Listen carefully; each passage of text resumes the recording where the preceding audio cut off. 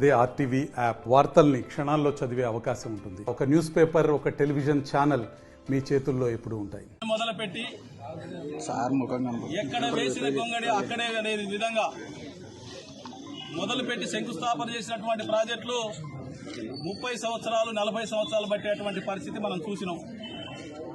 అట్లాగే తెలంగాణ సాధించిన తర్వాత తెలంగాణ సాధకుడు స్వాప్నికుడు ఉద్యమ నాయకుడు కేసీఆర్ గారి సారథ్యంలో అనేక ప్రాజెక్టులను మొదలుపెట్టినటువంటి ప్రాజెక్టులు టైం బాండ్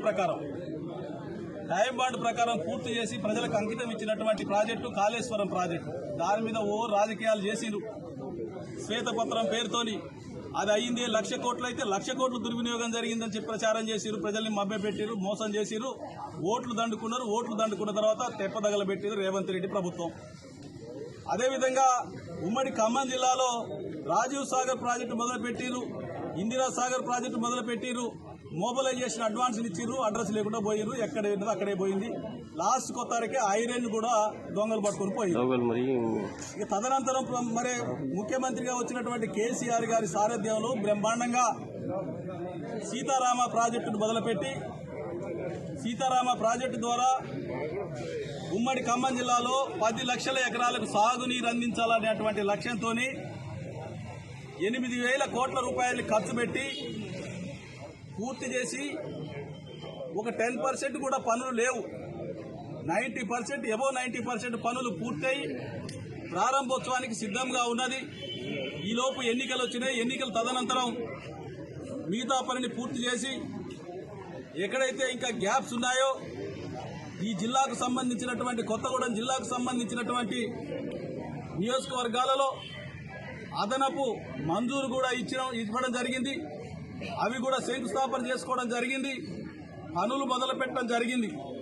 కానీ ఈ రోజు చూస్తూ ఉంటే ఈ ప్రభుత్వం మీద నమ్మకం లేక కాంట్రాక్టర్లు వదిలేసి వెళ్లిపోవడం జరిగింది.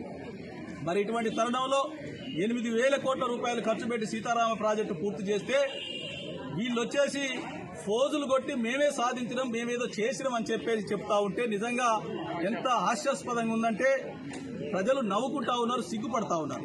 అరే ఇదే పద్ధతి.